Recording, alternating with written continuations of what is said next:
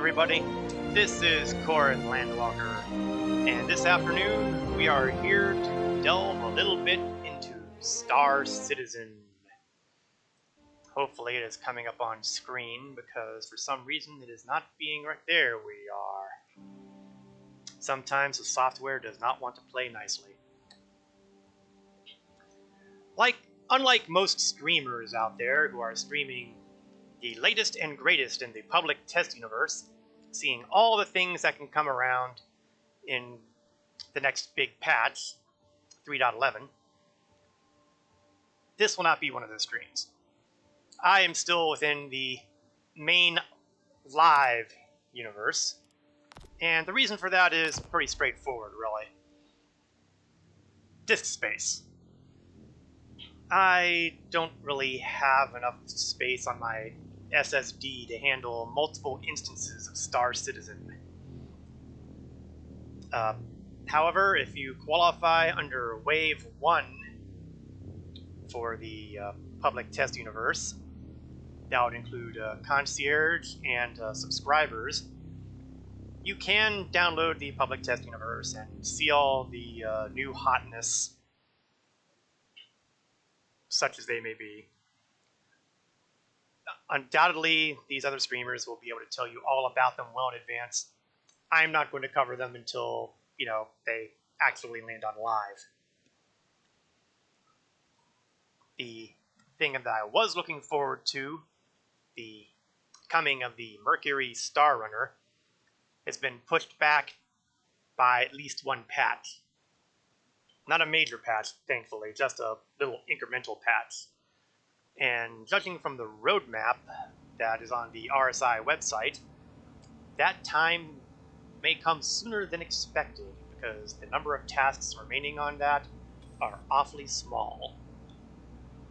That said, things can change very quickly, so we'll see where things stand. At the moment, I am awakening in Lorville, and the first thing I'm going to do is get my chat going here. Tip for those who have run into this problem, where you log in and you wonder, why is there nothing on my visor chat?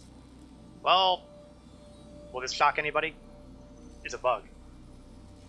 I've had some success by going into Manage for the global chat, turning off the Send to Visor chat, turning it back on, exiting my mobiGlass, and double checking to make sure that yes, I can, if I wanted to, type into the global chat and any other chats I might be available to get into.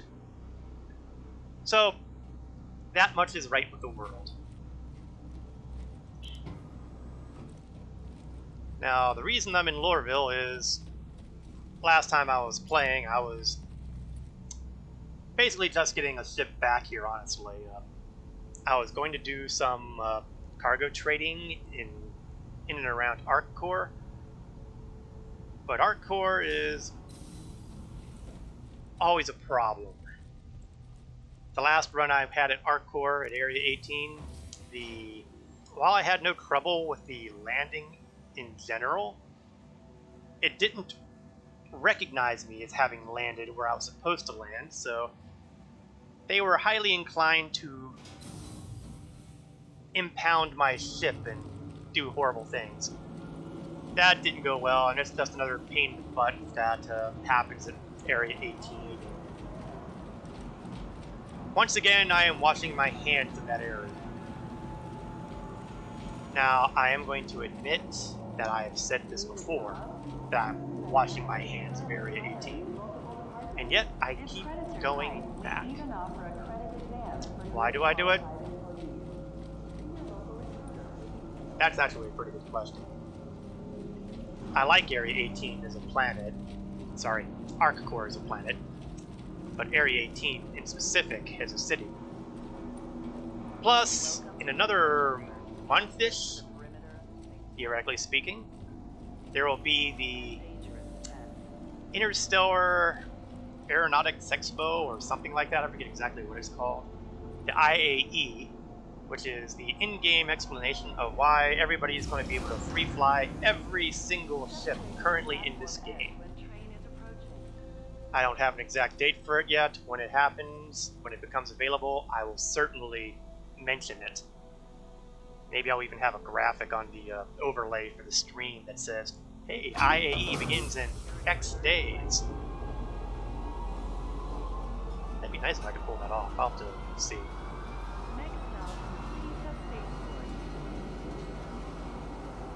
When that happens, it's probably going to be doing displays in Area 18 at the convention center, the same place where they did the Invictus launch week. You can't actually get to the convention center right now, it's all closed off, but when things start happening again, it will open up again. And I'll be sure to go there on stream, probably during the expo. Who knows what I'll fly at that point in time for fun purposes. I'll probably concentrate on the non-military style ships though, because all the military style ships were available during Invictus, and we had the Ship Showdown free flight not all that long ago, so what I will fly, I do not know. But it'll probably not be the standard fighter craft. It'll be some more unusual stuff. Could be a Cutlass Red, or even a Cutlass Blue. I haven't flown that very much. Could be, well, an awful lot. I might even fly the Mole, the multiplayer mining vessel, just for giggles. But I'll have a better idea when the expo starts, because it's also possible that they'll be doing things like Invictus where only some ships were available on some days. And if that happens, I would kind of be locked into whatever's happening on that Saturday. Plus, I'm not entirely sure how long the expo lasts. The Invictus Flight Week was a week, so, well, the Flight Week. Hard logic there. Okay, so that brings us to the open question of, what exactly shall I fly right now? What shall we open up the afternoon with? I think we will start with Violence. We'll go in an Anvil Arrow, a light fighter, which means that there are a number of starships that it's going to be very good against, and a large number of starships that will turn it into scrap metal in an alarmingly rapid period of time.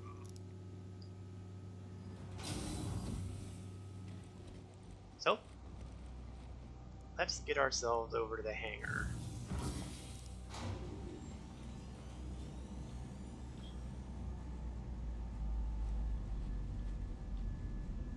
Now, I have always liked the Arrow. I like the design of the Arrow, and I like light fighter craft, so that's one of the reasons I made sure to pick this up. Now, a lot of the folks in my org, they prefer the heavier fighters, and that's okay. There's certainly nothing wrong with those heavier fighters. They certainly can make a mess out of just about everybody they go against. But like I said, I'm fond of light fighter craft. Let's power everything on. Anvil Aerospace, all systems online. I have multiple displays here. I'm going to change one of them immediately to communications because I like to be able to take care of that through the MFD. You are clear to launch.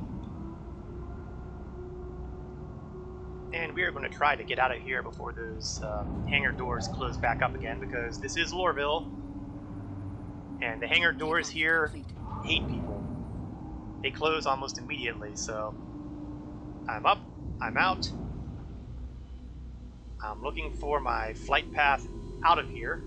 There really needs to be a better indicator as to where that is. Naturally, I took the long way around. I'm going to bring up the landing gear.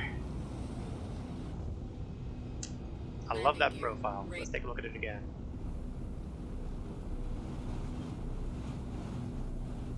Like I said, I'm a big fan of this design.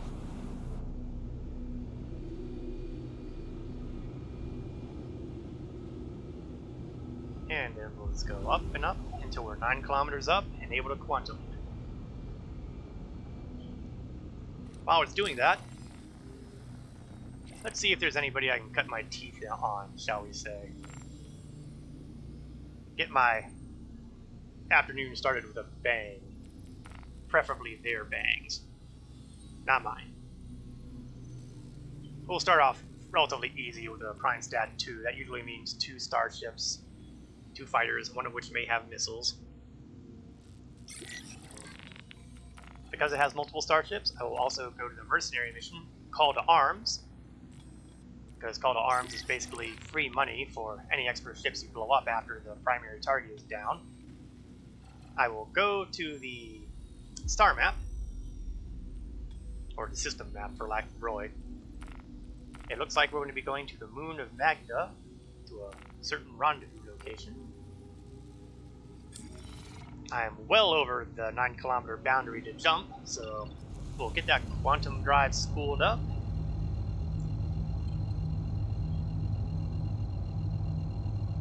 And go. Now, as far as my current loadout on weaponry, I have 6 missiles enabled. All of them, well, I've got a mix of EM, IR, and CS. EM is electromagnetic, IR is infrared, CS is cross-section, which basically means I'm going to shoot what looks dangerous. I didn't think I had CS as a standard on an arrow. I wonder if I did get to keep some of those components that were on the old free flight stuff. I also have multiple repeater weapons, which I'm going to put on the same weapon group. Now, missiles are kind of an interesting place right now. They're extremely dangerous right now, but they're about to undergo some very significant changes in the PTU. Okay, I guess I am going to talk a little bit about that. Wasn't going to talk about anything in the PTU because, well, I haven't experienced it personally. I can only talk about what I've read. But since I'm bringing up missiles, they're going to have minimum ranges, meaning if they're closer than the minimum range, you won't be able to fire them or maybe even target the opponent. So that makes missiles kind of what they almost should be, which would be long-range weapons. But I don't know if the sensor systems capable of tracking an opponent are going to really match that kind of philosophy. I mean, if you've got a 2,000 meter range and your scan detection is 3,000 meters, that gap closes awful fast. Quantum drive is now off. Okay, target is already acquired.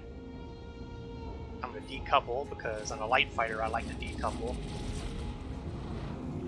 Didn't set my gimbals, that was embarrassing. Now we're just going to rain lots and lots of lasers and ballistics and see if I can turn my target into, well, his own level of scrap metal. Oh, there's missiles. That's not good. The good news, though, is that since I'm doing a CS2 mission, they're not firing huge missiles, which means I can survive a hit. It hurts, but I can survive it. Oh, no wonder I'm not it's been a while since I've been doing the arrows, so I forgot that flying decoupled means I need to have continuous thrust forward if I want to keep them in range. And I think I've lost a wing. I'll look in third person on that in a minute, but okay, you know what? I might as well enjoy these missiles while I can. Weapon system destroyed. Missiles destroyed. And I've got a weapon system destroyed. Since my guns are all firing, I'm going to assume that that means I've lost one side of missiles. I am definitely out of practice with the arrow. I shouldn't be this messed up.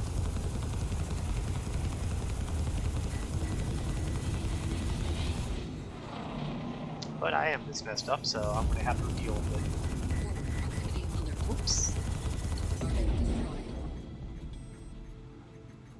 Okay, well, I am indeed missing a full wing and part of my tail end. Not the best start for this little adventure. I'm going to go land on Magda and see if I can find someone who can repair. There are landing pads, and sometimes you can repair, and sometimes you can't. As has been the case pretty frequently, your ability to use the repair options at the landing pads vary dramatically. And I've yet to figure out exactly where the sweet spot is to do repairs. I mean, I gotta do the repairs if I want to put the missiles back on. Plus, those missiles may be just gone. Quantum drive is now off. Incidentally, this is a good time for me to offer some apologies for anyone who tuned in to last week's evening stream, which featured the Eternal Riders ground race, where my microphone decided to basically be obstinate, and thusly, just about everything I said couldn't be heard by anybody. And that means not on the stream, and not by my org, so I was basically almost MIA to my own stream, which is not something that I wanted to see happen. The streaming stuff seems to be working okay now. My stream on Wednesday for Star Trek Online had no problems, and that is one of those little details that makes me optimistic that I'm not completely silent now.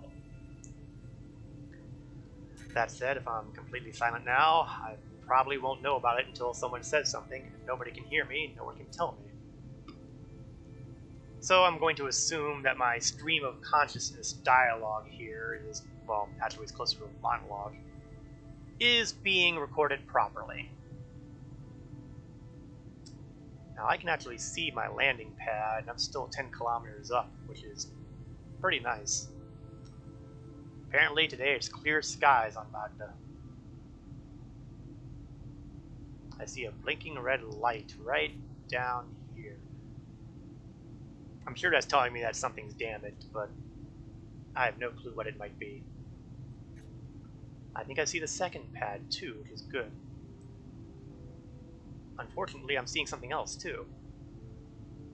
I'm dropping like a rock. And that's because I forgot to turn off my turn my coupling back on. I was wondering why I wasn't getting any forward momentum, and my altitude was just continuing to drop. Well, that's because there's a little thing called gravity. Not too embarrassing. And here I was thinking it was because, you know, missing a wing. At least it was a clean cut. The nice thing about the Arrow is that its guns are not on the wings. So if I lose wings, I can still fight. I consider that an extremely good thing. Now, all that said, the wings do hold the missiles. And I can't restock those missiles unless there's a wing to attach them to, so... Landing gear deployed. Now the next challenge is not landing, because landing is something I'm reasonably decent at, especially on pads. Hangar doors are a little challenging if they're vertical, but Proximity alert. I can do landing pads.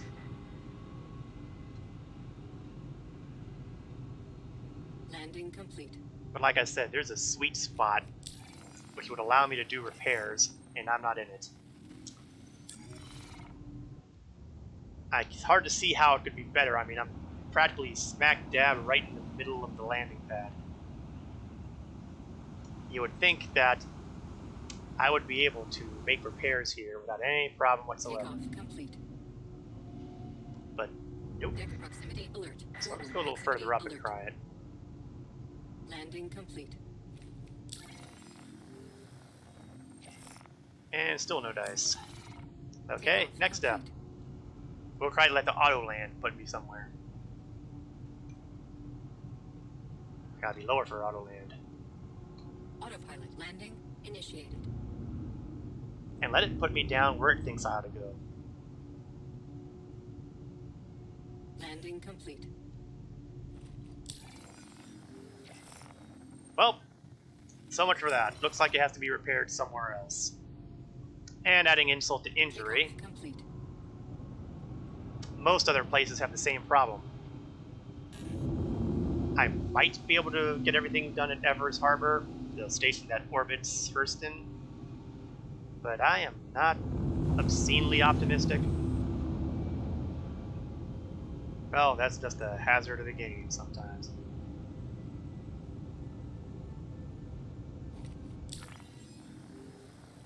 So what we'll do is we'll try another contract here. We're going to stick with the CS2s, and there are no CS2s. Alright, well, the easiest way of getting repaired is having my ship blown up, so I realize that doesn't sound intuitive at all. So we're going to do a crime stat 3. It's possible that I'll go up against a trio of buccaneers, which I can generally take.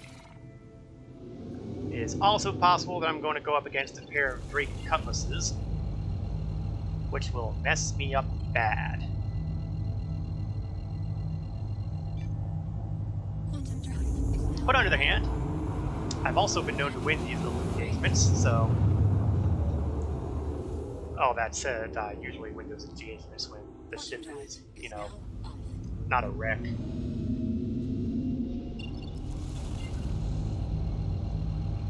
But as they say, nothing ventured, nothing gained. Quantum drive is now on. I mean, the worst thing that can happen here is I get blown up and I'll respawn in Lorville. And honestly, Lorville is probably where I'd have to end up going anyway to do the repairs on the ship. So I might as well claim it and get everything back properly.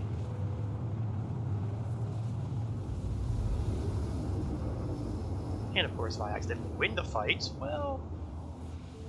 Hey, credits! Now you may have noticed, as I was going back and forth on my movie glass, that I am now sitting on a little over 1 million credits, which means I'm about a little less than halfway Quantum drive is now to my on. goal of having enough credits to purchase in-game the Misk Prospector, single-seat mining vessel. The real question mark is, will those credits make it all the way through the next patch? Quantum drive It's always an open question as to what's going to be around for the next patch. Your ships, your money, your armor, your clothing, your hand weapons, your components. Quantum drive is now off. Okay. So, you know, good times. Okay, let's decouple and start maneuvering. And it's a Cutlass Black, and they're already putting missiles on me, so I am in big trouble. Forward hit shield Because charge. those missiles can and will mess me up. That said, I seem to have survived the first pass, so... we'll just keep shooting until something blows up. If I had been smart, I would have overclocked my weapons. Because that would give me a bit more damage, a bit more firing speed, and I might be able to take these guys out quicker. And the quicker they're taken out, whoa, good thing I don't have any more wing there. Whoa. Oh, I think that's another missile. That might be game.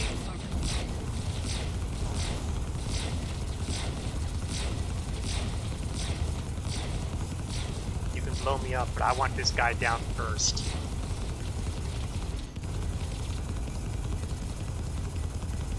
Shields full. Target destroyed. Okay, I can die happy now. I got the primary bounty, and these guys are just meals on wheels at this point.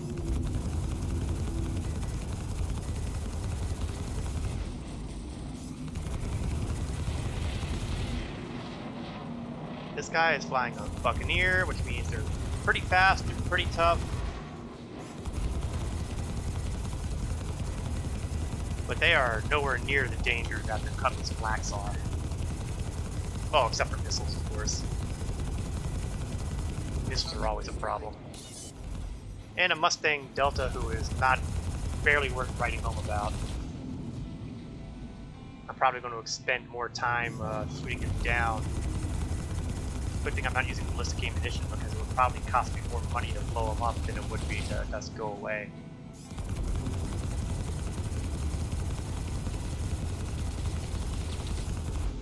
Well, I seem to have wiped out his propulsion because he does not look like he's moving very much.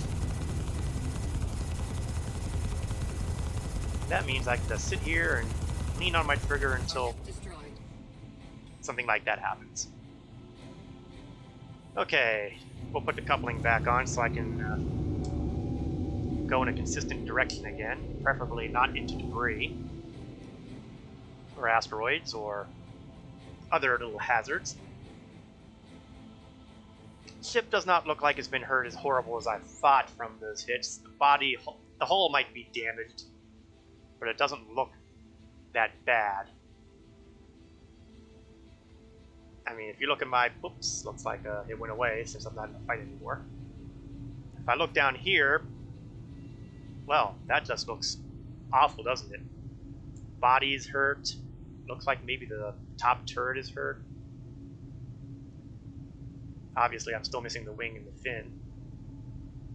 Clearly, it is time to do some repair work. And obviously, I can't... Oh, I might be able to do it aerial, but I'm not going to take that chance. We're just going to fly back to Lorville and do some repairs.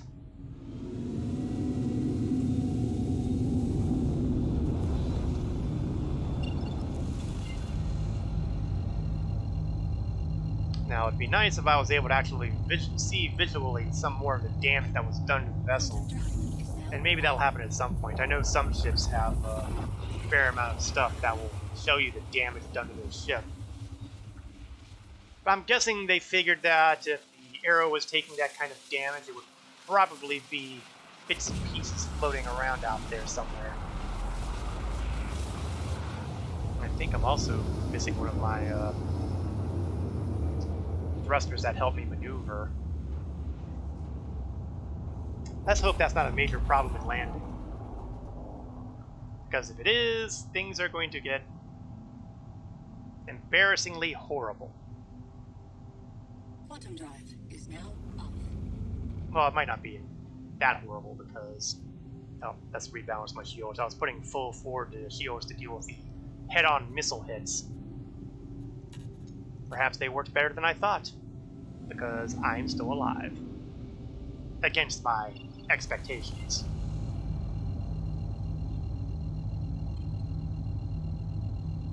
And I'd never even considered using the remaining missiles. I'm going to be honest here. I always tend to go in with a guns first philosophy. I usually don't bother with missiles unless I get fed up and just feel like throwing them at the targets. And missiles are, at the moment, really overpowered, apparently. They hit, and they damage everything, and they hit hard. Like I said, I'm a little surprised I'm still alive because of all of that. Missiles have been regarded recently as almost as an I win button. Now, that's not necessarily a hard and fast rule, because the type of missiles you're using count. But the countermeasures aren't really helping. And that's a problem. Countermeasures are something else that are getting reworked heavily in 3.11.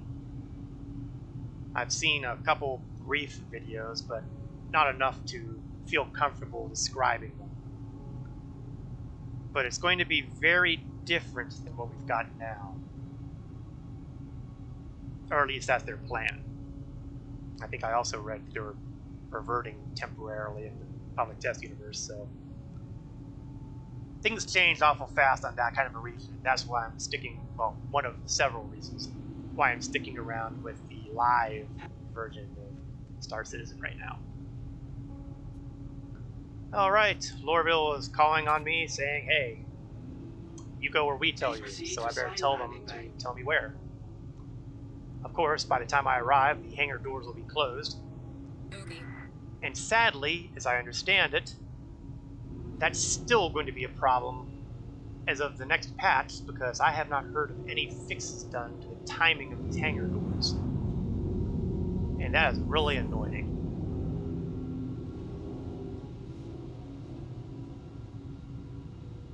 Now, granted, it's more annoying on ships that can't use landing pads on R&R stations, because at least for smaller ships and even medium ships, I can at least land on a pad without having to worry about headaches like hangar doors. And some hangar doors are working just fine. If you go to Levski, those hangar doors are working just the way they ought. But places like here, there we are. Let's see if I can get myself around enough to land it cleanly.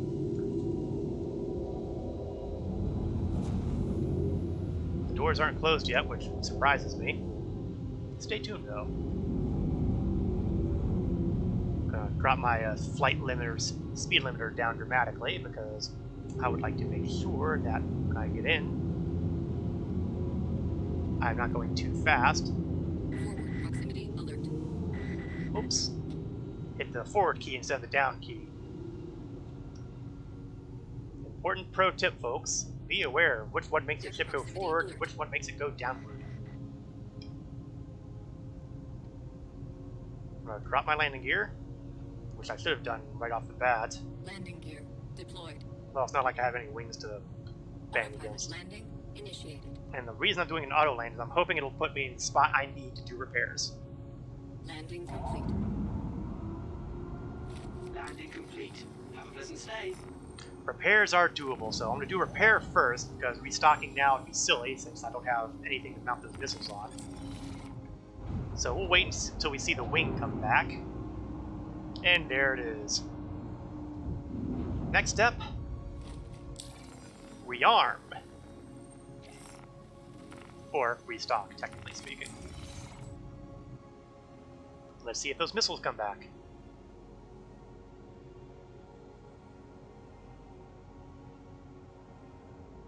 Yeah, well, it was worth a shot. Apparently, if I do it that way, the missiles are not going to politely put themselves back to where they belong. Now, at the moment, I might be able to do a vehicle loadout here, and I might be able to slap missiles back on here. I can. Let's see. Currently, the only things I've got on are... Yikes. I really thought I'd put more of the... I thought I had more missiles on than that. Okay then, let's see. I had Tempests on here.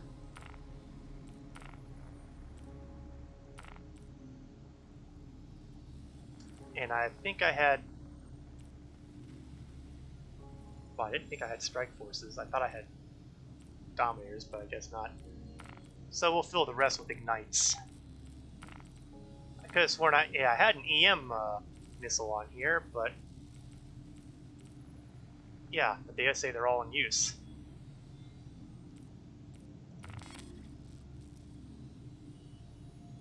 They still say they're all in use. Whatever.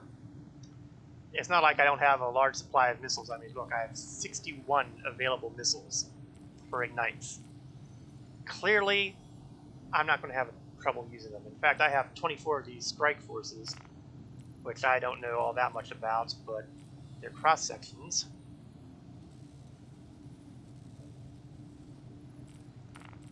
Okay, you know what? Why don't I make this a cross-section only shop? Well, I'll leave the Tempest because they're cross-section as well.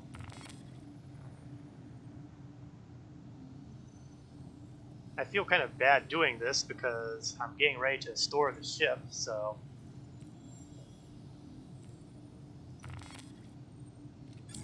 And it looks like they're going to take their time loading up. Well, one of the missiles is back.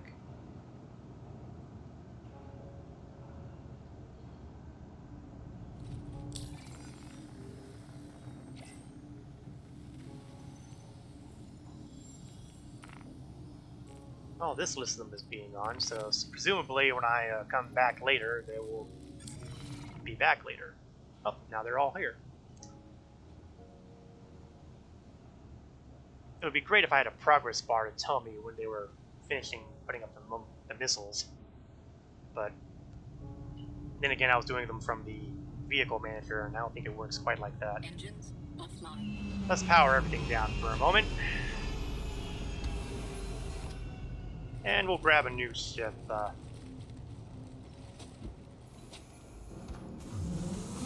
kind of got the appetite whetted, but I'm not sure that's where I want to go today.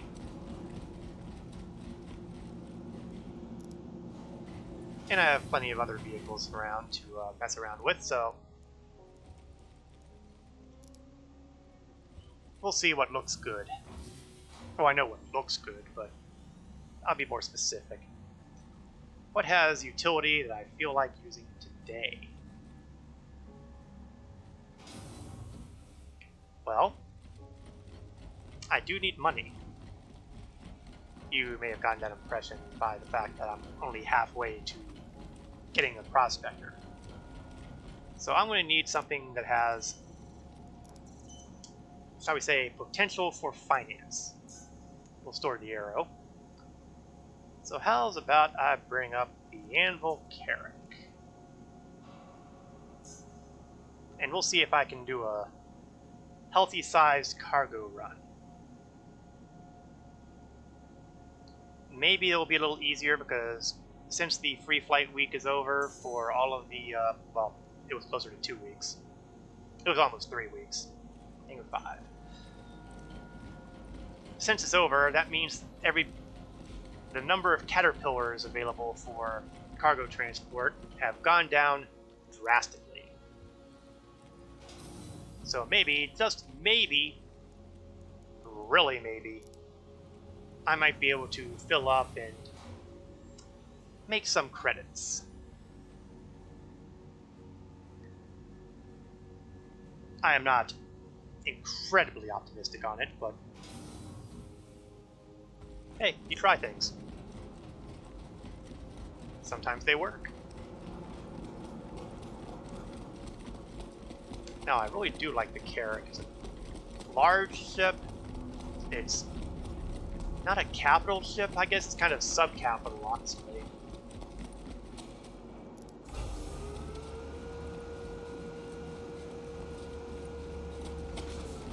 I'd say a crew of 5 would work with it just fine, although 6 is probably ideal. 1 for each turret and 1 to fly the ship. Unfortunately, Carrack also has a couple bugs right now, because sometimes when you call your elevator, you'll discover that the number of buttons on it, like now, don't exist. Completely empty. So, if it weren't for one tiny detail, this would be horrible. And now you can go all the way to the back of the ship with the various cargo pods. They tell me that these things are modular and one day they might actually work, but this is what we've got to work with today. I've called down this elevator, and sadly, it's in the same boat. Every time I see elevator panels on the road map, I keep hoping it'll be fixed. And each time they push it out to another patch, so it means we have to live with this even longer. So given all this, it would be understandable to ask, how are you going to fly this ship if you can't even get off the ground floor? Well, luckily, Carrack has service ladders. And with the ladder, I can go all the way to the tech deck.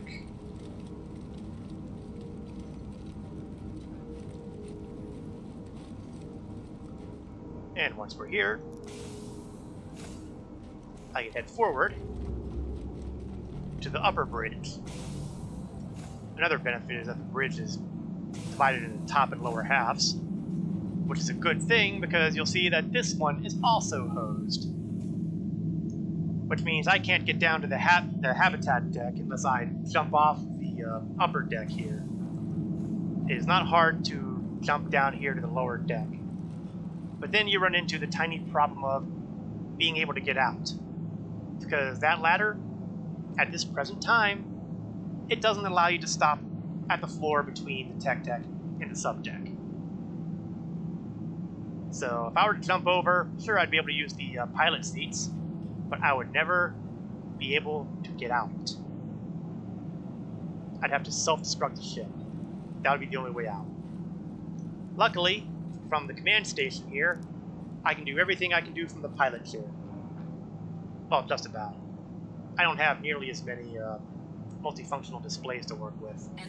Just 2. All systems online. I'm not too concerned about the shields, but I do need the communications. And I kind of want to have the power there because I need to know that I'm putting all my power into the thrust, which I am, because I am in a planet with a gravity well, and getting off the planet in a large ship in a gravity well occasionally needs help. You are clear to launch.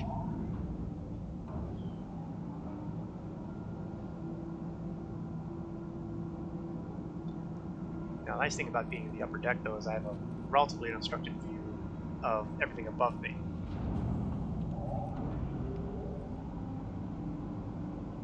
Relatively. It is dark, so it's kind of hard to see the doors perfectly. But I can see enough. Alright, let's take off. Takeoff complete. I'll use a little afterburner to give me the extra boost. Activity alert.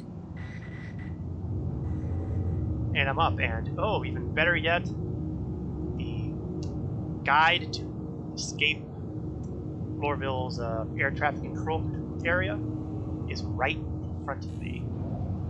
Thank you, and please visit again. I did not expect that. But it's a welcome sight, because I didn't have to worry about turning around and looking for it. Landing gear raised. I do have to make sure I strafe up a bit to help make sure that I'm aiming properly, because there is gravity getting involved, and the nose wants to go down.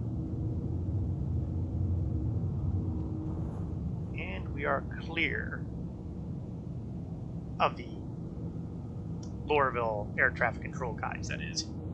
I am not clear to make a quantum run yet. I need to get myself a little bit higher. Okay. I tend not to worry about bogeys because, one, I'm still in the armistice zone, which may or may not be having changes with the next patch as well. I don't think it'll be impacting the planetary landing zones, but it'll certainly be impacting several other zone areas.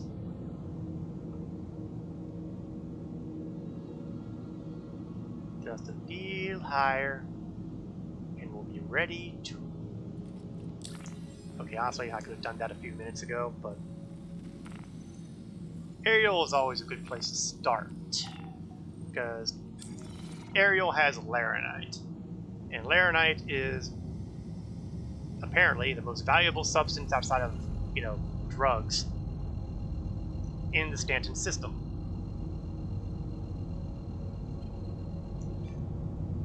However, everybody and their relatives knows this. So I'm probably not going to be able to fill up on Laranite.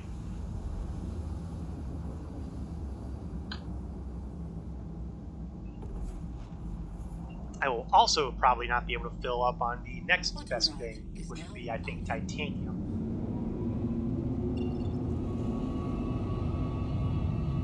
And by the time we get to the third best thing available at this port,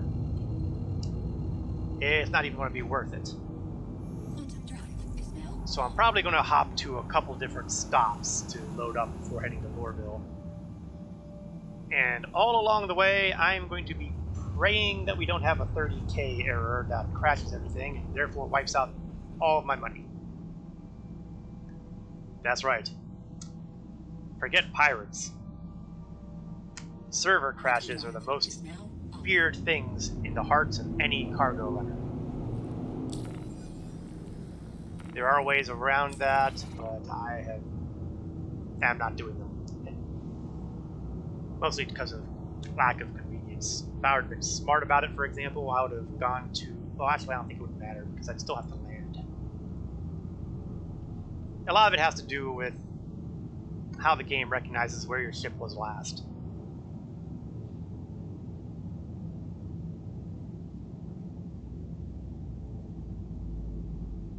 And those tricks are helpful, but they're time consuming. And when you're only doing a couple hours stream, you don't necessarily want to get bogged down by irrelevant details.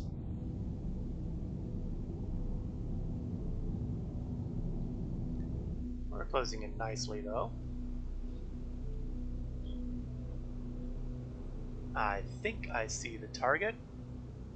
Or it might just be a speck on my screen, which is also possible. Yeah, it's a speck on my screen. That was being too optimistic.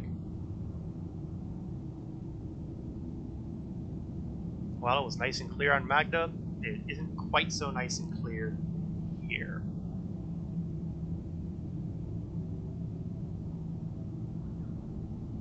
Well, we are on approach, and we are getting closer, and I'm going to slowly start dropping my speed. Because Carrack is a large vessel, and therefore its handling is not exactly what you would call high maneuverability. I'm going to kill the cruise control shortly.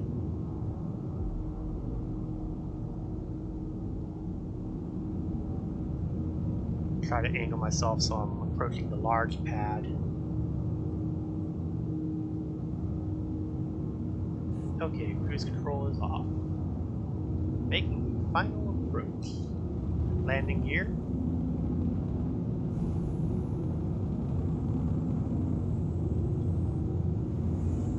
Landing gear deployed. Perfect. I'm moving in the proper direction. I am moving perhaps a little faster than I want to be. Proximity alert. But I think I'm lined up about Proximity alert. where I want to be. Aft proximity alert. And strafe downwards. And if I've done everything correctly, Landing complete. Takeoff complete.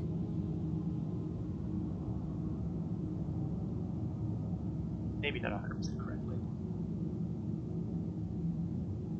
Landing complete. Takeoff complete. Landing complete. Engines offline. Now stay landing complete. Sheesh. Okay, we can leave the station here. Still can't use the bridge elevator. So it's back to the ladder. All I can say is thank heavens for the ladder. Without the ladder, well, I'd obviously be doing something other than trying a cargo delivery to Carrack.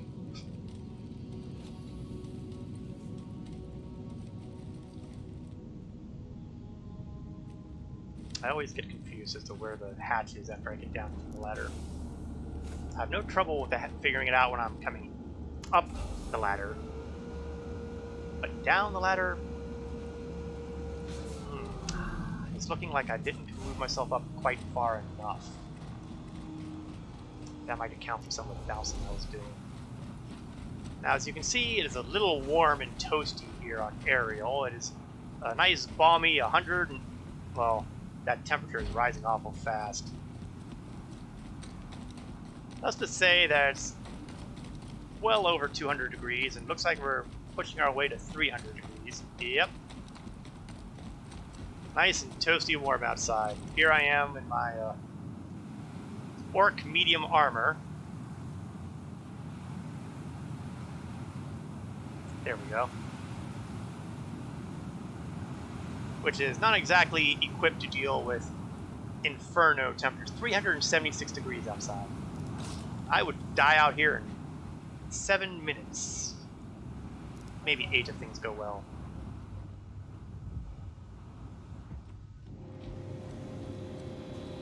So let's see what's available for cargo running today. I will select the location which will come up with my Carrack. Let's see how much Laraniter is available. 18. It's a lousy number, but it's a lot better than I was expecting, honestly. I was expecting single digits.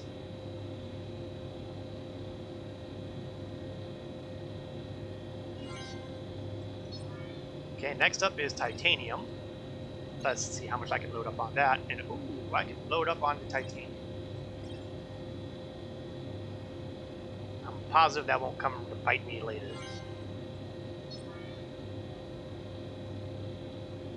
So now I have a full cargo load from Lathan, which has worked out better than I expected, honestly. I didn't think there would be any titanium here either. But I am not going to look the gift horse, as they say.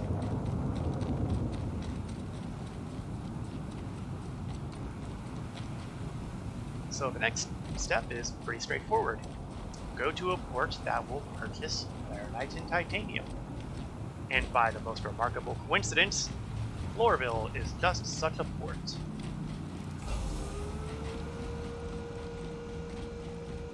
Which means the only thing to fear now is a 30k server crash. Is the adrenaline pumping now? Is the panic setting in?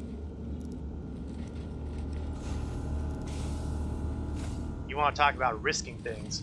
In a dogfight, you're not risking anything. You get your ship back at a claimed port, no problem. All weapons and components, all back. You're not risking anything in a dogfight. Cargo running. Now that's risk.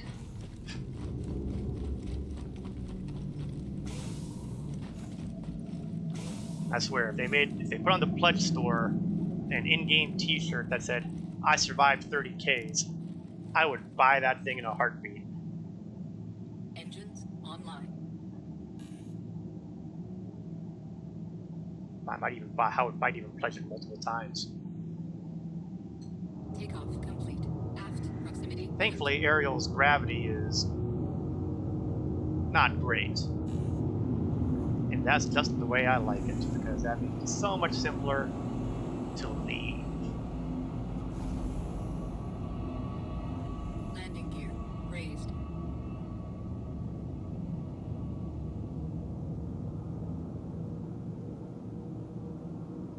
Now, cargo runs, depending on the cargo, could either be really profitable or profitable. I've been known to run scrap from just about anywhere to Levski or Port Olisar. You can make somewhere, I think, 20, maybe 40k, which is all well and good, but if you're trying to get, starships that are upwards of $1 million or more in cost, those numbers are not encouraging. Whereas if you happen to have a full load of Laranite, you might find yourself able to make in about maybe 100k a run or more, which isn't bad. At the moment, however, cargo running is not where it's at when it comes to making credits. If you really want to make credits, as I understand it, the way to do it is with a rock. That's ROC rock, as opposed to, rocks. Although ROCs do kind of have a relationship with ROCKs because they're mining vehicles. And I use that term deliberately, vehicles, because it is a four-wheel rover with a mining laser attached to it. And apparently, if you can fill your hold with the right materials, which are apparently more abundant than you might expect, you could easily clear 200k per run. Quantum drive is now on. Now that ain't bad. That is not bad. Those numbers almost tempted me to look into pledging for those. But I know in my heart that that's going to get nerfed really hard at some point, so enjoy it while you can. Its life expectancy will likely be roughly the same as the great Laranite run of patch 3.9. Quantum drive is now off. Alright. Still nighttime here in Lorville. I was kind of hoping we'd get sunrise somewhere around now, but you win some and you lose some. Let's get this set back to putting on the comms. I've never changed my power distribution from thrusters. That's okay, because thrusters are what I want right now. I'm going to try to descend a bit lower, because when I make the communications call, I would rather not have to really steeply angle in for my flight path.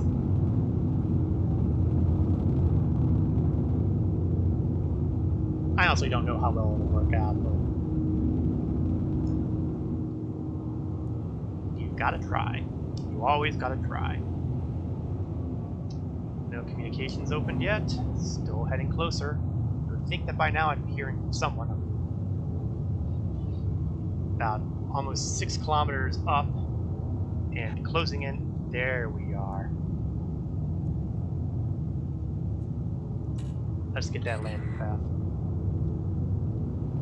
Let's slow it down. Oh, that is not where I was expecting that to be.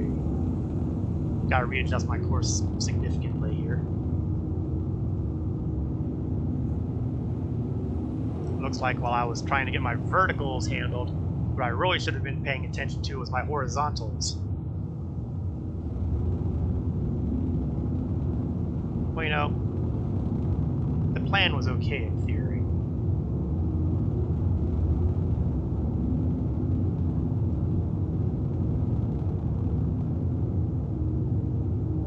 I'm trying to adjust myself so that I'm dealing with a relatively straight shot. At the same time, I'm trying to make sure that my altitude remains kind of constant so that I don't dip below the flight path.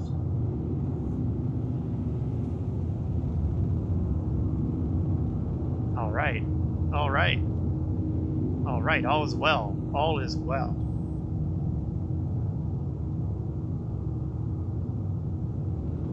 Speed down. Is that someone hanging around outside of the flight path? I think I better watch out. I don't want to accidentally slam into him. Which may still yet happen. No. Maybe.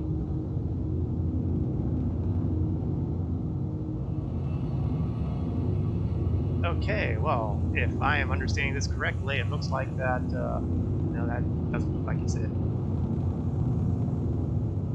Oh, somewhere in this direction. Oh, naturally. It's all the way over here. Maybe it'll look easier if I turn on my headlights.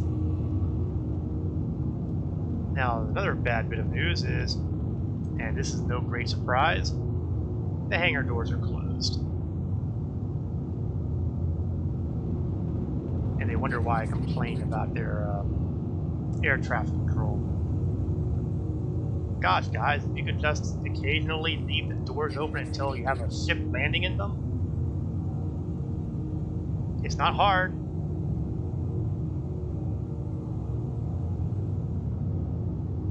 And it has a problem with just about every set of hangar doors except maybe Levski's. Levski's is a slightly better place.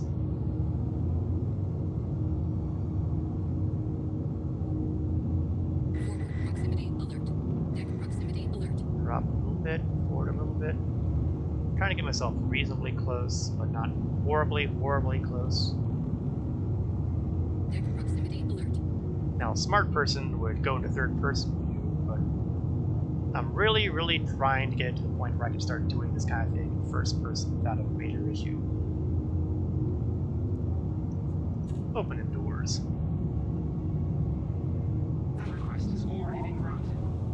The request may have already been granted, but I noticed you didn't open the doors until now.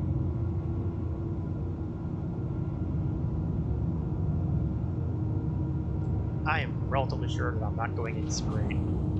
I'm slightly at an angle. Yep, I am at an angle. Shift myself a bit to the right.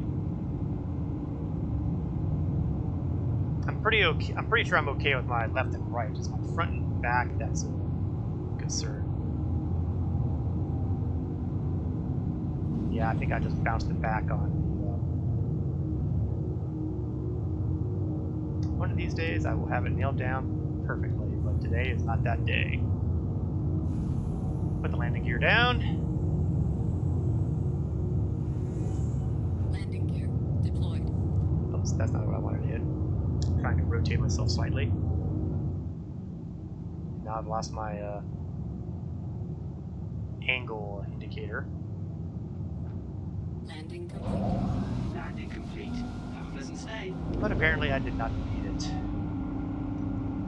Power off. Offline. Headlights off. Well, actually, engine's off. Now power off. Offline.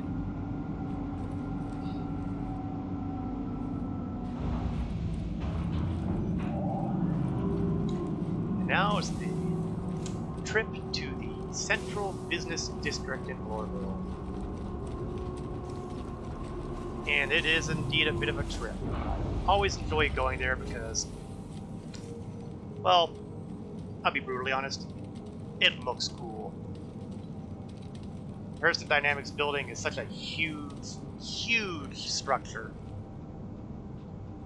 Ah, got it right this time. Ah! And of course, the first thing I do is I start going back up the ladder.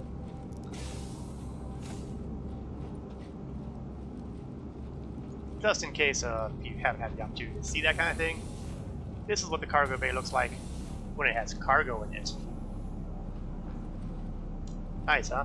Stacks and stacks of minerals and metals. Mostly. I wonder why I don't have those sides filled up.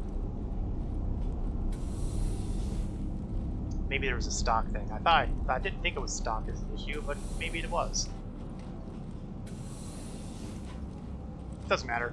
It's all going. I'm having an everything must go sale with my cargo, and Central Business District will be more than happy to pick it up. Not only does the Central Business District usually have best prices, but it also, most importantly, buys in bulk quantity. I mean, you can sell bits and pieces in various different locations, but they usually don't sell as highly as the major landing ports, and they rarely buy the quantities you would like to sell them in. For example, say I got a cargo hold full of medical supplies.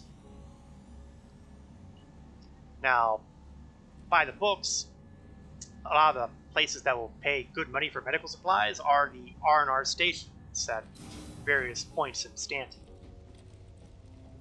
All well and good. But the problem is, they don't buy very many of those supplies. They apparently don't need them in that kind of quantity. So you find either that you have to jump to multiple R&R stations to sell off your entire inventory, or you stick around on one R&R station, waiting for the demand to go back up again so you can sell more, and wait, and sell, and wait, and sell.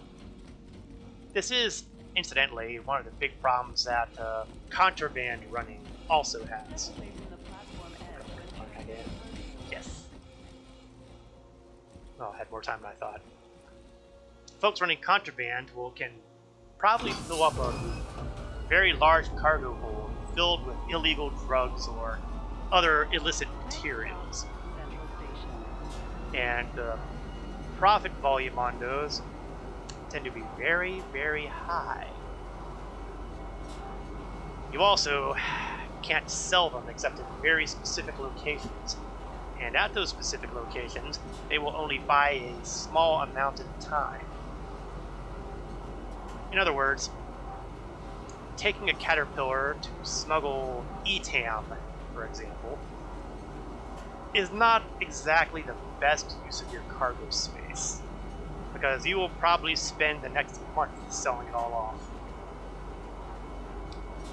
I will concede that I might be exaggerating slightly. Only slightly. ETAM is just only in demand in very specific places and in very specific and low amounts. Contraband Smuggling, in other words, is best yet left to smaller vessels. And that's the sort of thing that makes doing Titan Avengers and Freelancers and Cutlasses and the very soon Mercuries. That's where they'll be getting their bread and butter for profit margins. Because they can't handle the quantities of cargo that Caterpillars and Carracks can. And in next year, presumably, Hercules. These are vehicles that have massive cargo volume to work with, and small to medium ships cannot compete with that. But when you're talking about high-end illicit substances, well, that's where they can compete, because usually the supply is not huge and the demand is not huge, but they do have the benefit of being profitable.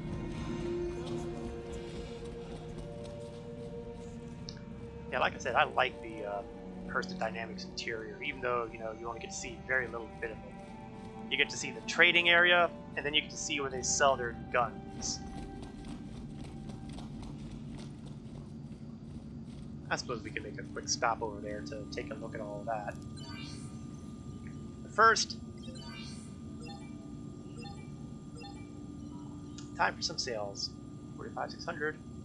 I do have a full stack, so I'm not entirely sure why I was seeing missing boxes. I guess it's all in volume.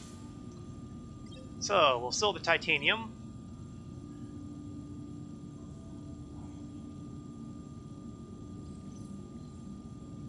The bulk of my order. We'll sell the laranite. So, the profit on this was not exactly huge. But if this will finish processing, there we go. It got me, let's see, 80,000, roughly 80,000 in credits. That ain't bad. That ain't bad, especially considering that very little of it was laranite, comparatively speaking.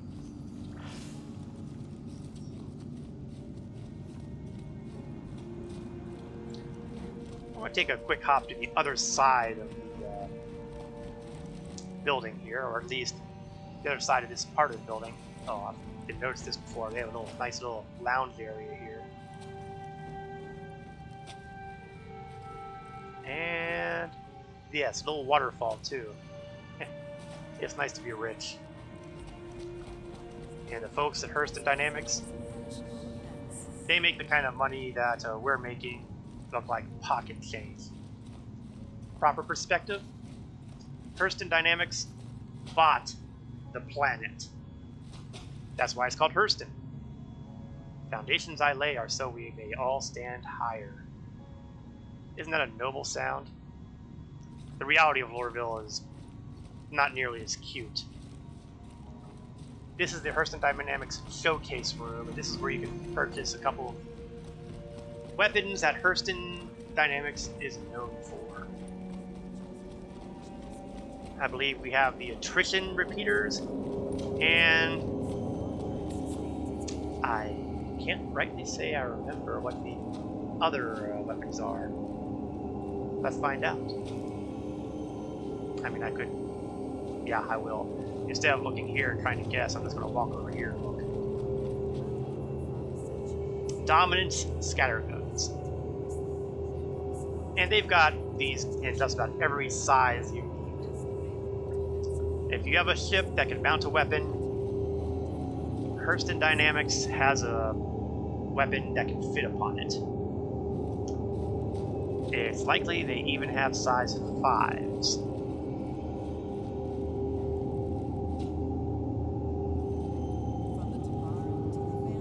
There's a size 6. So you can see Hurston Dynamics, they are perfectly happy with incredibly huge guns. And there's always a demand for guns. Whenever there is a need to defend yourself, or more accurately, blow somebody else up, Hurston Dynamics is there. Okay, that's probably not the most noble sounding credo, but it is what it is, right?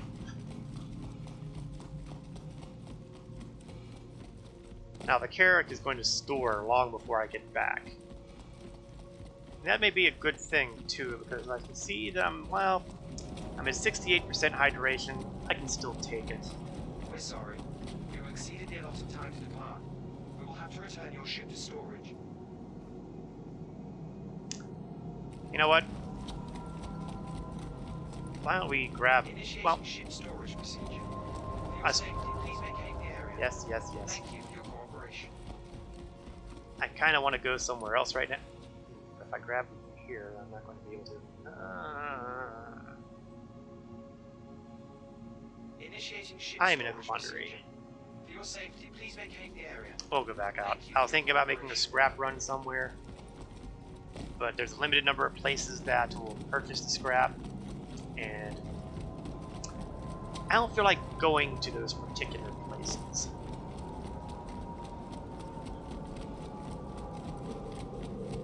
I'm thinking that I might make a trip to Microtech. If I do that,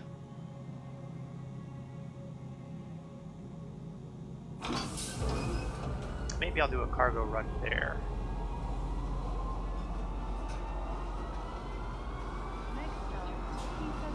Oh, I have no idea what just happened there, but it looked like something went through the train here.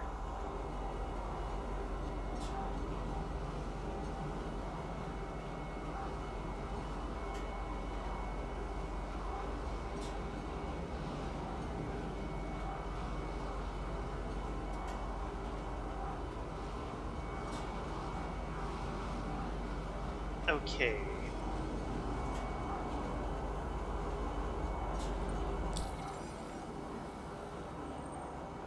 Let's take a look at contracts. These days, just about every delivery is local, so... Now, to be fair, I haven't done huge amounts of delivery missions, because these days, it takes a significant amount of time to get 3 packages to one location, or take a set of packages to 3 locations. I may put the payment up, but you're still at a risk of 30Ks. I kind of miss the one and dones, especially since some of those one and dones that weren't local would be about that for dropping 1 package off to 1 destination. Now maybe there's an iteration where you do enough of these, you'll get access to those. And I might have to experiment with that at some point. But I'm kind of suspecting that will not be the case at the moment. I'm thinking they're all local and they're all like that.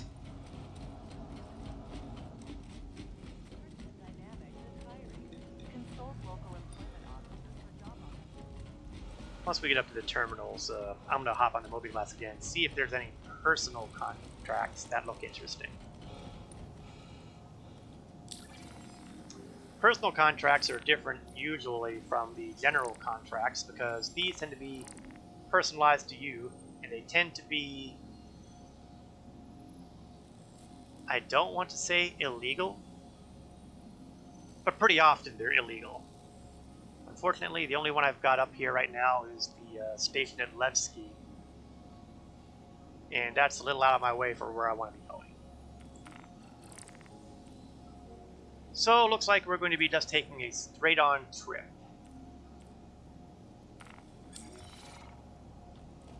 And since I'm talking cargo runs, that means it's time to retrieve the Carrack. Now, the good news is that since it's stored, it's possible that the elevator buttons will have reset themselves, and some of them will actually work. It is also possible that absolutely nothing will change and we'll be back up the ladder. And to be honest, even if it's the back elevator that's working, I'm still using the ladder because it's still going to be faster.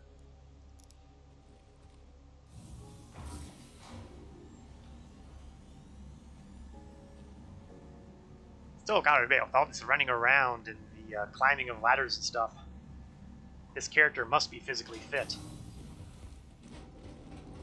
Or at least, you know, more physically fit.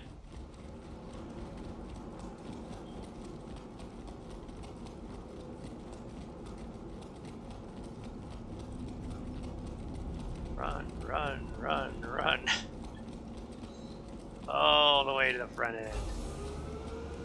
Heaven forbid that they have the front of the ship facing towards the elevators. All that said, there are plenty of ships that load in from the back, so that's going to become a moot point in a bit, though, because another one of the things that are going to be coming in with the next patch are space station cargo decks.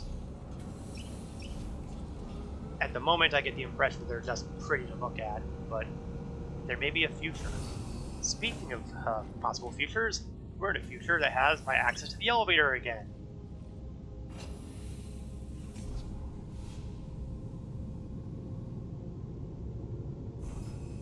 So first thing I'm going to do is I want to go to the medical bay here and set my ICU.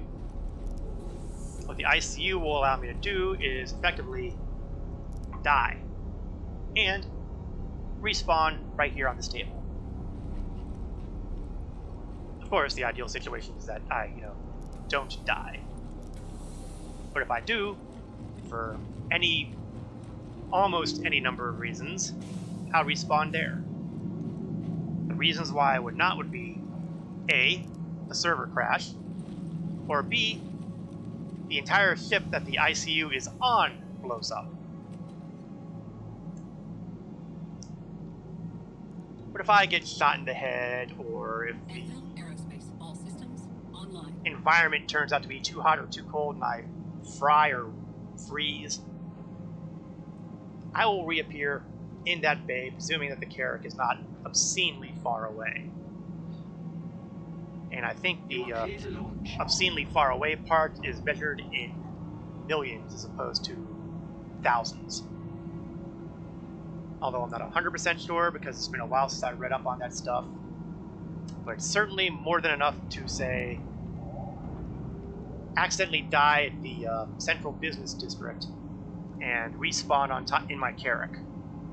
Some people do this, in fact, to make their cargo runs even faster. So, hey, there's another tip for all of you who are into the whole cargo running thing. Aft proximity alert. Forward proximity alert. Let's get up before those doors close again. I'm so interesting. Looks like I am not facing the facing where I want to go this time, so I'm gonna rotate. Oh, yes, I am actually. I'm just not high enough to see Thank it. you, and please visit again. So we'll creep up on little cat feet, so to speak.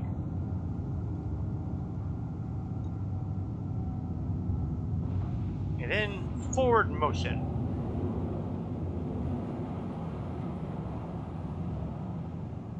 Bring up land here. Give my vertical thrust a bit to get the nose up. It's not so much that the nose needs to get up, actually. It's more along the lines if I want my velocity to be in the same direction, roughly.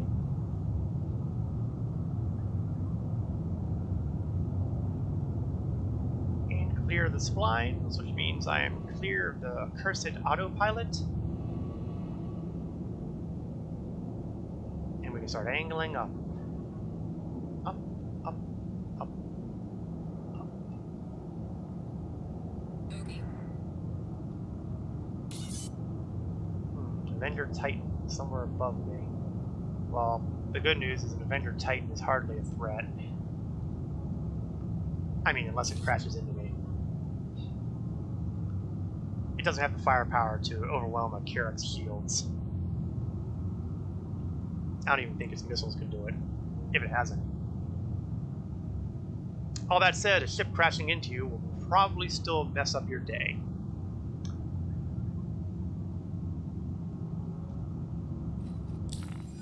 Okay, I've said that we are going to go to Microtech, so it is to Microtech we will go. Although I'm not necessarily going to go directly to Microtech. I think where I'm going to go first is possibly one of these mining facilities and see if I can get some moolah. Now, full disclosure, ordinarily I would do my research and I would try to see what they sell to me, and hopefully it'd be something high value.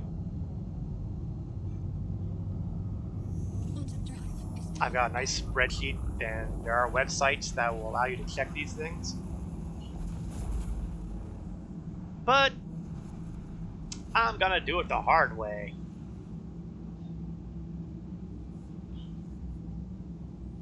Alternatively, if I want to go really crazy.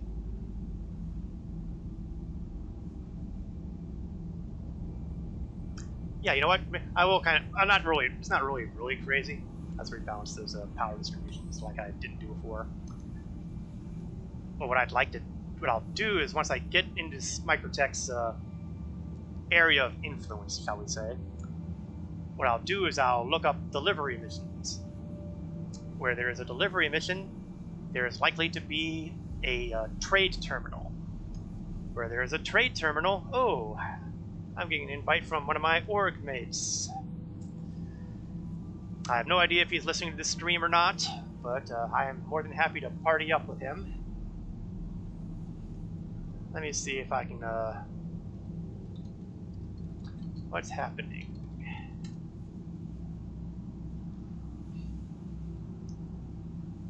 I have no idea if Cap is in my server or if he's not.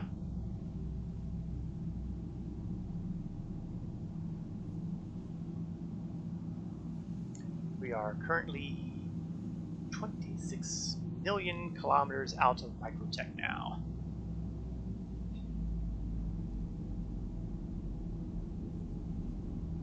And closing. Ordinarily, I would basically get up and walk around the ship a bit. I never get tired of doing that in this ship. It's just a nicely designed ship.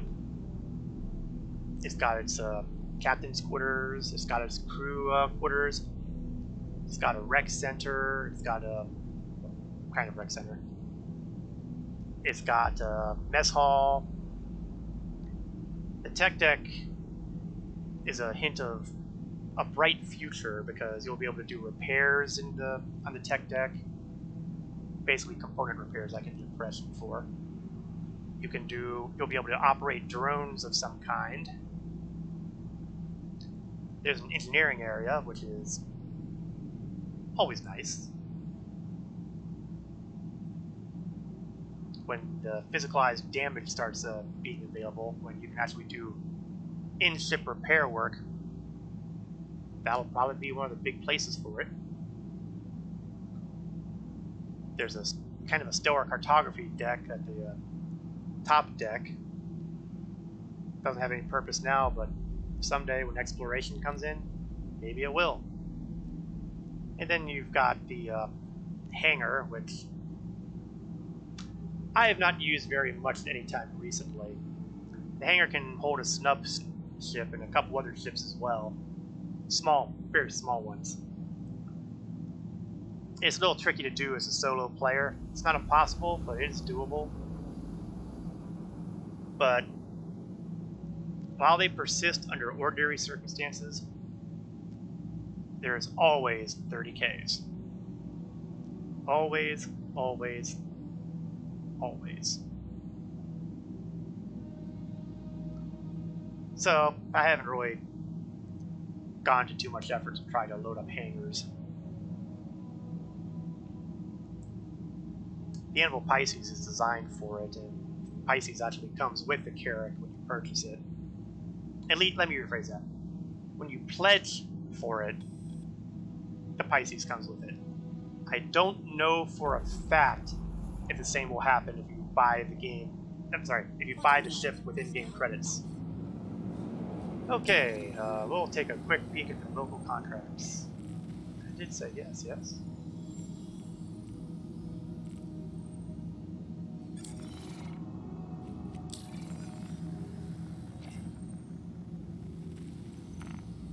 There we are, right.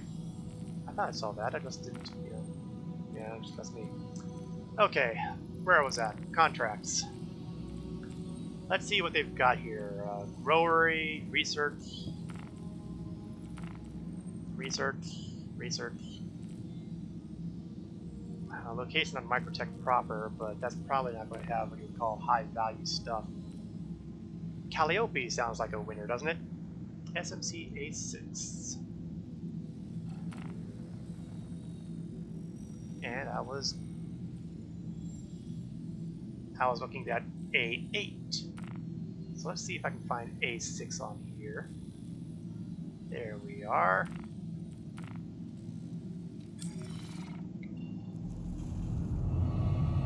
And we'll fly there and we'll find out just where we might. Well, I know where we're going to go. Let me rephrase that now that my brain is caught up.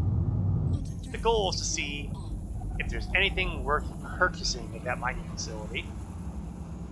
And if there's anything worth purchasing, there might be worth filling the hold for and taking to New Babbage to sell. That's the hope. It's also perfectly possible that I'll land there, there's absolutely nothing there at all, and all I've done is waste fuel. These things happen, especially when you're not using your spreadsheets or web tools to tell you where items are. But that's what the thrill of discovery is all about. And the Carrack is an exploration vessel. So it makes sense that I will explore this possibility by not tapping into the online resources. That plus I only have so many screens to work with here. I have a screen to monitor chat, which has sadly been pretty quiet today. And I've got the screen with the game on it. Let's set route so that I can make sure I'm aiming to the right spot. It is dark outside, which means I'm probably going to want to put on the headlights. Now see, that's what I like about the Carrack. When I turn on the headlights, I know the headlights are on, because I can see it in the front. I guess I call them struts. They're not really struts, but I can't think of a better word. Off, on, off, on. Now, if I were a freelancer, I would have no idea if the lights were on until I actually got close to the ground and saw the reflection. I know how it goes. Yeah, it looks like Cap attempted to get on my server, but the problem is, with the way the game's set up, is, not to put too fine a point on it, servers fill up fast. When each server is basically capped at 50 people, you're basically hoping that somebody drops out due to a crash or some other reason before you can get in. Hopefully, though, they'll increase that at some point. Hopefully, they'll get the server meshing stuff taken care of or something so that more people will be able to interact. But I feel like they really can't do that until they bring in the solar system of Pyro. Because otherwise you're going to have people condensed in one area, one very small area.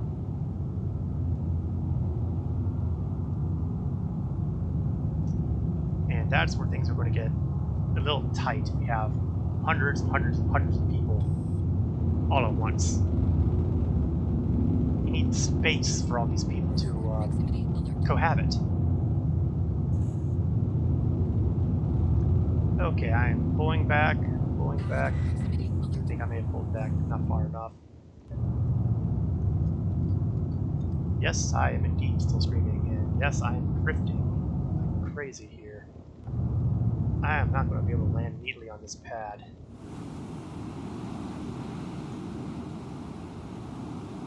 Well, let's try to get down as much as I can. as long as I don't land on the lights, which looks like I still might.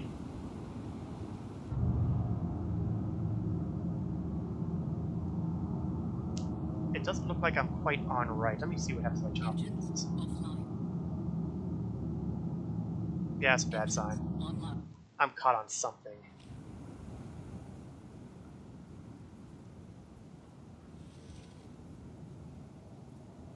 Well, everything looks okay, except my left side doesn't look quite right. That is an odd way of phrasing it. There we go. Bounce, bounce, bounce. I'm going to turn off the engines. Engines offline. I'm going to leave the power on because I'm a firm believer in keeping those shields available.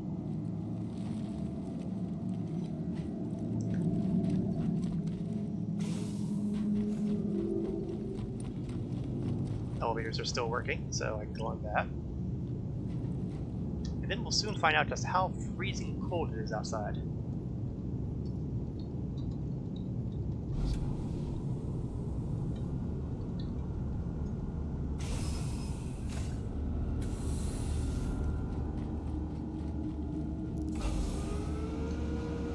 Okay, let's get the door open.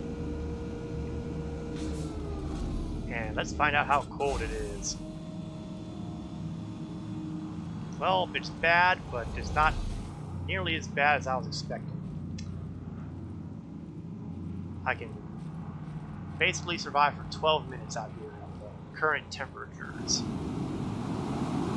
That should be more than enough time for me to get over to the trade terminal. See that there be a trade terminal in there. See if there's anything worth purchasing.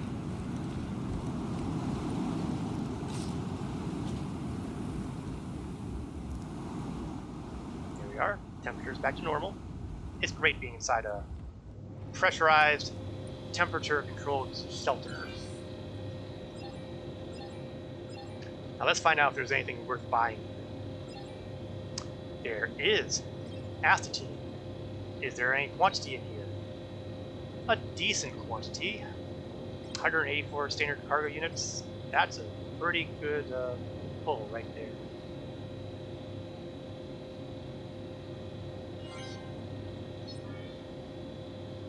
Unfortunately, everything else here is less great. But, you know, just to get some profit margin out of here, let's grab a bunch of fluorine. It's not going to make me huge amounts of credits on that. But if I even get 1 credit per, it would still be a decent haul.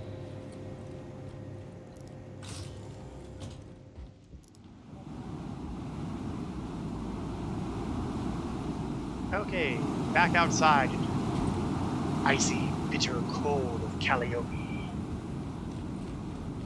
Luckily, the wind is at my back now, so getting back to the ramp is going to be faster than it took me to get to the trade terminal.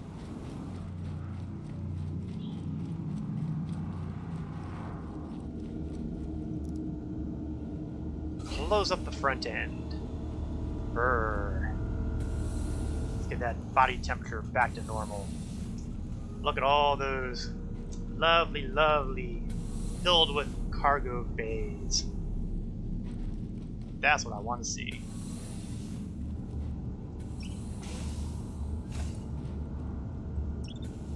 Up to the half deck. We'll get back to the pilot seat.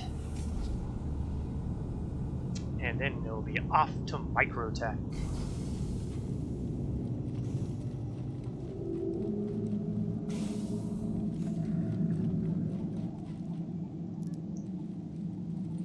Hopefully, the new Babbage will hopefully be on the lighted side of the planet. Engines online. Get the power up and take off. Complete. The nice thing about new Babbage, Starboard proximity alert. the thing I like most about new Babbage, is the fact that it doesn't have those landing splines to fight. Warning. Engines overheating.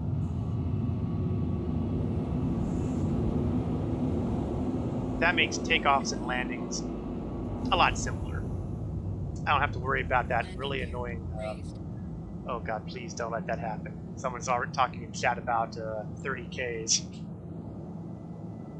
Please don't taunt fate like that. Fate listens.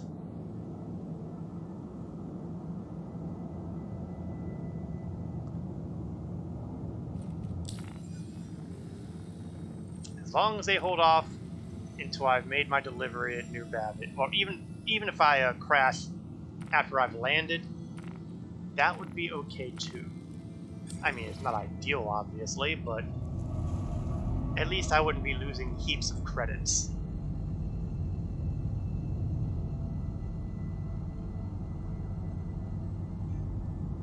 Like I said, if you want to really test your nerves of steel, do cargo running on a regular basis. I mean, I imagine there's a point where you're so rich that losing a few million credits here and there don't bother you anymore. I am obviously nowhere near that point. Out of range? What the heck are they talking about? Out of range.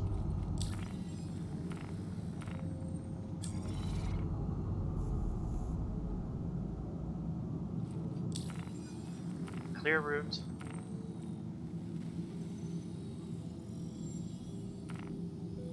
Let's try this again. The last thing I want to be doing is fighting this thing to get to my destination.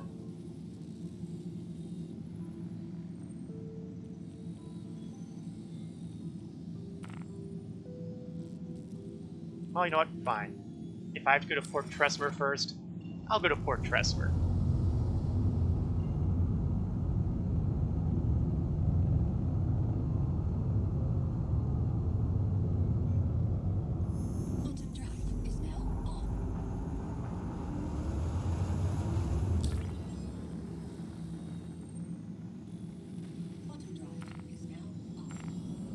Of course, at this particular OM point, I should be able to get down to Babbitt just as well.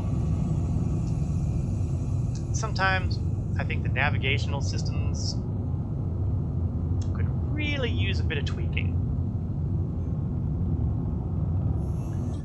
And unfortunately, it looks like New Babbitt is sitting on the dark side, although it's kind of around the Terminator, so I don't know if that means we're looking at the sunrise or the sunset.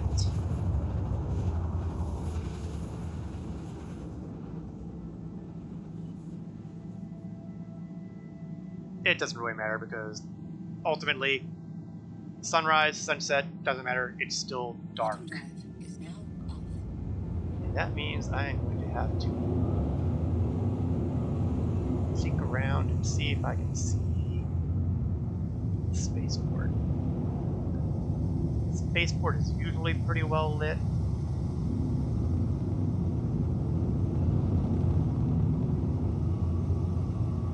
It's also possible I'm hovering right above it, but it seems unlikely.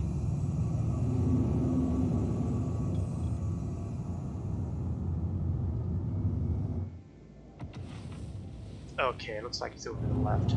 Third person view can be very helpful sometimes. So we'll follow the end of that tram line, and once I see a little bit beyond it, there we go, I see the lights there. Oh wait, those aren't those lights are from my Carrack. That's always a little occupational hazard.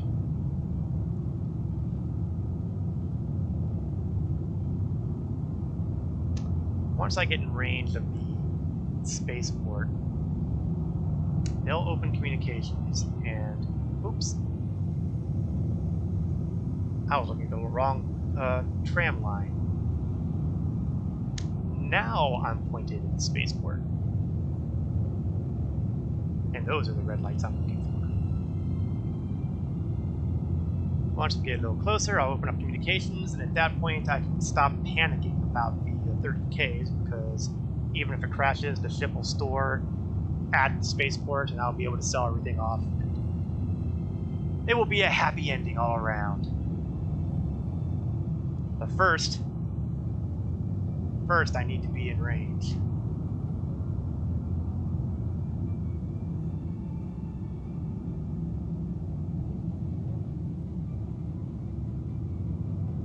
And heaven knows, they usually are more than good enough about getting a hold of me well in advance. I've been like 16 kilometers away, they've opened up communications. I usually don't have to get very close for them. But today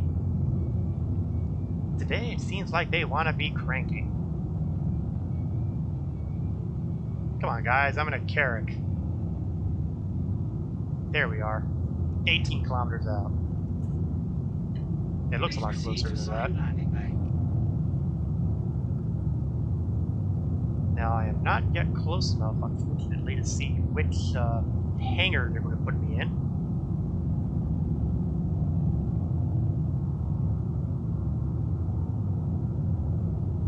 There we are. On the left.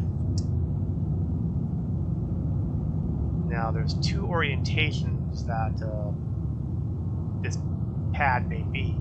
It might be oriented towards the city, or it may be oriented perpendicular to the city. And unfortunately, my approach is not really conducive to either one, honestly, but it's better if it was pointed to the city. I'm going to turn the headlights on again.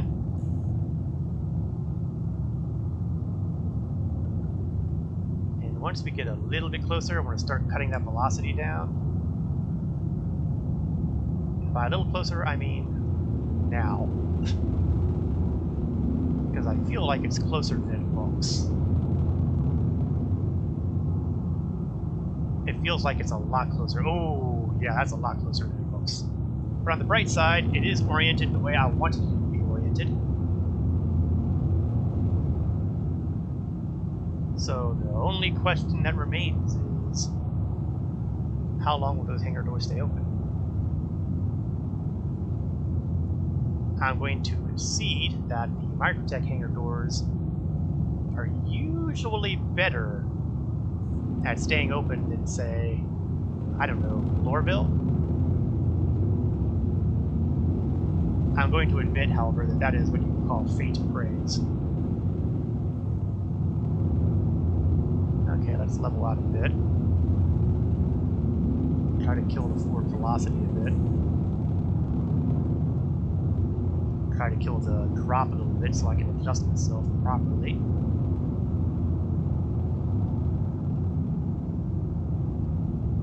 My left and right should be okay.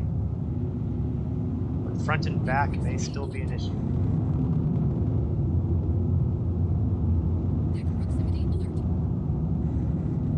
Again, this would be no problem whatsoever if I were doing third-person view. But I'm trying very hard to improve on the first-person view. And I think, as usual, it's the back end that's going to be a problem.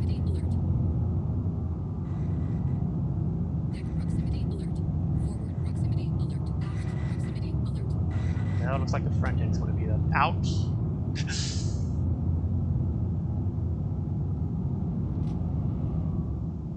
I didn't need that windshield anyway. Okay, landing gear down. Oh yeah, we'll turn off the headlights. Landing gear deployed.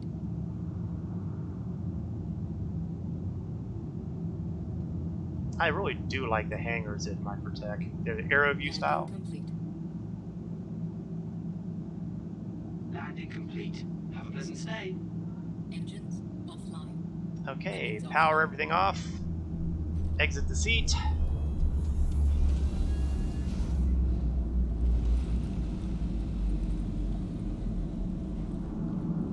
And we'll go ahead and head on out of the Carrack into New Babbage, and we'll sell the loot. Okay, it's not really loot. If it's something I paid for, it's kind of hard to say that it's, you know, loot.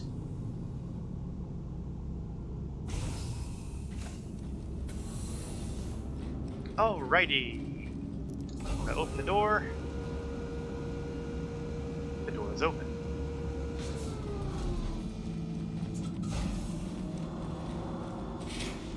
Now, one of the great things about the area view hangar is if you go towards the exit here, you can get an elevator to the left or the right. I don't think there's an elevator on the opposite side, which would have been nice, but... And we've got here a personnel-only area. It's a very different design than most of the hangars in the game. It's different than the one in Loreville and Area 18 tend to be. While they are vaguely different, they're mostly the same. And the hangars inside the R&R stations are also pretty much the same kind of thing. But Microtech stands out. Just one of the many reasons why I like Microtech. Now that said, before the last big patch, Microtech hangars were pretty much the same as everybody else's hangars. It was only in the last big patch that they changed it up to the point where it looked really, really cool. And I understand they're going to be trying to be more distinguished between landing zone hangar bays. And if that's so, I'm really looking forward to them succeeding with that, because that would just be awesome.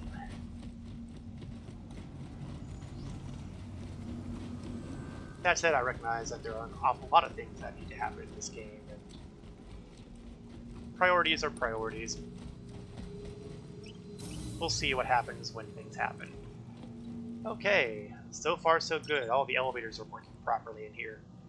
You'll note that these elevator buttons are similar to what's used on the Carrack, which also means they are prone to the same kind of bugs as the ones in the Carrack.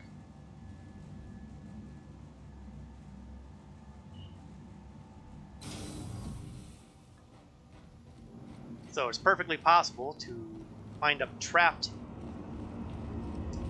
permanently, well, not permanently, just until your next login, on Microtech. Perhaps at the spaceport, perhaps in the Commons, perhaps at the Aspire Grand, which is the hab area for New Babbage. I can also see that my supply of aqua is dwindling to close to 50%, so I'm going to unequip my helmet so that once I'm at the Commons area, I will be able to grab a bite to eat and grab something to wash it down with. And fortunately, there are plenty of places to grab something to eat and drink at the Commons area. In fact, I will go so far as to say that New Babbage is the best place for you to find something to eat and drink. Disembarking passengers. I mean, there's a couple. Capsule now approaching station. Okay, that's disturbing. Hopefully I'm on one of them that'll move. In Loreville, you can go to Tammany and Sons and buy MREs and water, and just outside there's kind of a little bar-like area where you can buy, well, not really a bar, more of a stall, I guess, where you can purchase some other, well, I guess water, but that's about it. I think there may be a bar somewhere else in Loreville. Yeah, there should be, but I almost never go in there, but the bartender's probably operating in there, which means you can probably buy, beer, other stuff. But food, you're just pretty much stuck with Tammany and Sons. Arc Core is a little better at Area 18. You can buy water and some food kiosks around the plaza there, the Arc Core Plaza. At R&R stations, it varies wildly. You can usually find a place that sells water or liquid. You usually find a place that sells food, but it's usually not in the same place. MREs and water are available at Port Olisar. And then you have New Babbage, otherwise known as the Food and Water Paradise. What do I mean by this? Watch and be amazed. Well, first be amazed about me figuring out that I need to go up the stairs as opposed to there. another capsule there. Sometimes I just don't think it through. In this section, we have health food all over the place. Twins sandwiches, well, Twins has stuff, Elroy's has stuff, and then if you're going for the really vegetarian option, we have Garcia's Greens, and look, we have a T-posed proprietor running the place. Let's grab something to munch on, like watermelon.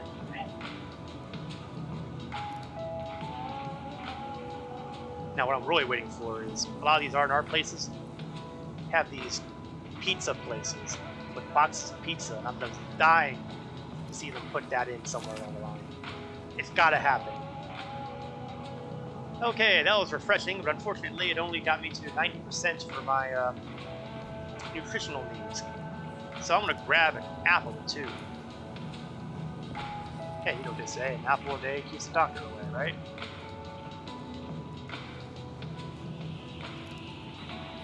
Nom, nom, nom, nom. And now I'm at 100% nutrition. Now we're gonna wash it down with a smoothie. I can either get the Soul Detox smoothie or the Citrus Rush. We're going to go citrus.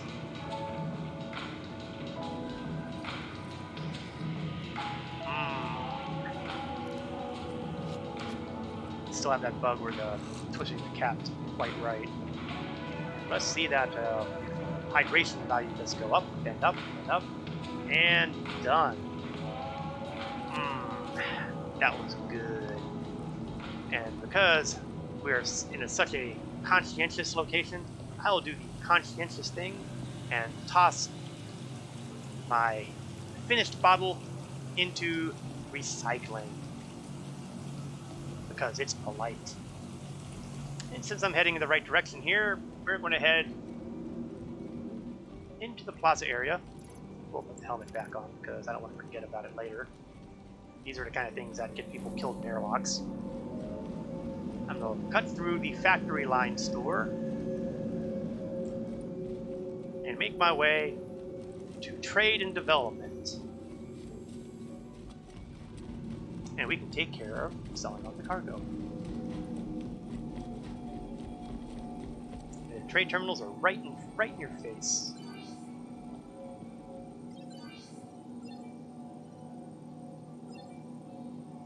Let's see how we do as far as profit goes. That one isn't too horrible, all things considered. I wasn't expecting much out of that, but... And we'll sell the astatine, which will hopefully be a little bit better. Okay, well, you know, that wasn't exactly a huge amount of profit margin there. I think I made maybe 40k, maybe at best. Well, you know, it wasn't horrible, but it wasn't bad. I'm pretty sure that that puts me in the 1 million credits to go mark to get that prospector.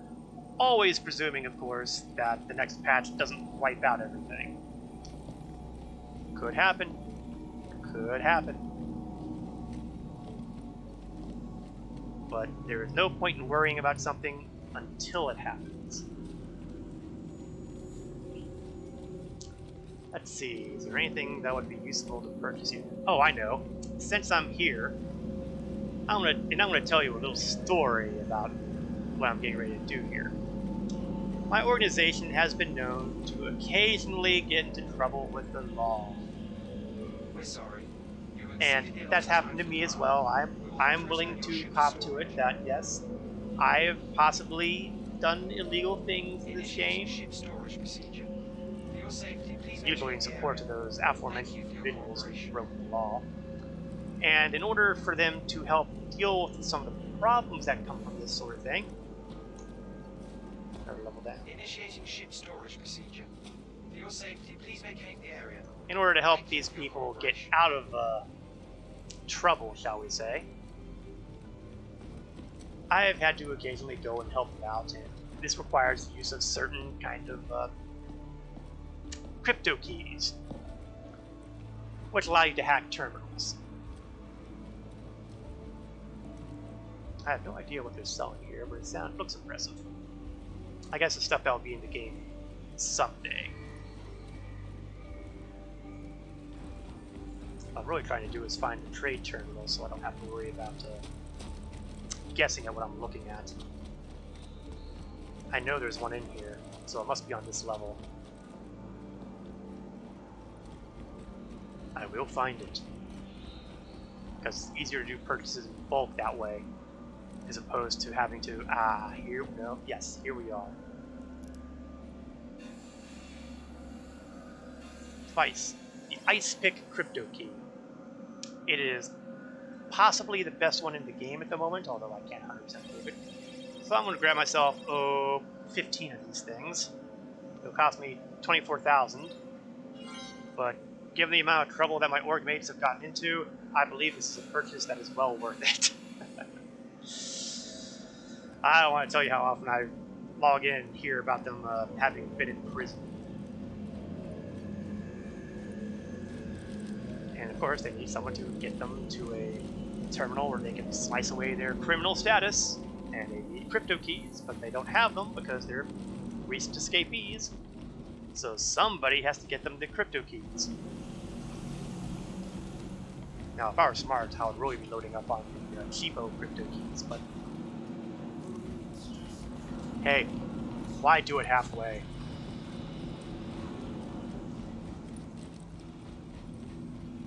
And I think I'll do one more thing while I'm here.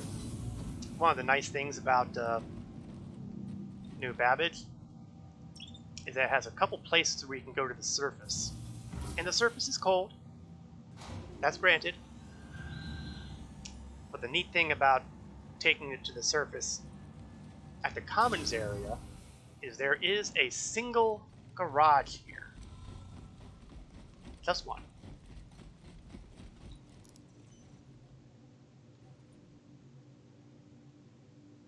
And strangely, I have a couple of them that are apparently at New Babbage. Well, I know about the Cyclone because I went tearing around on that a little while back, but I didn't think I had the Ursa Rover here. Let's pull it out and see if it's there. It is. Huh. Okay, that's interesting. I'm just going to store that for now because that really wasn't the point. I mean, I did want to. And now it's a claim again. Okay. Bugs. More bugs in the Starship Troopers movie. Hey, Olafie! You used one last week there. You went on... Yeah, that's right. We were doing that vehicle run there, weren't we? That must have been what I did the Cyclone for. The nice thing around out here is that sometimes it's large enough of an area that you can land a medium-sized ship out here. So if you have a delivery to make to the commons area, you can come out here, land here, instead of taking the tram and going back and forth there. I've never done it personally. I have to admit that I haven't been able to quite nail down where this is from above. It's something I keep meaning to deal with somewhere along the line, but I haven't been sufficiently motivated to bother to try. Let's wipe that visor off. I don't get tired of that. Alright, well, it is the 3 o'clock hour hitting here, and that means it is time to start wrapping things up for the stream. I can't get back in. Why is that door not opening? There's only 2 reasons, and one of them is 30K. I think we have a 30K incoming.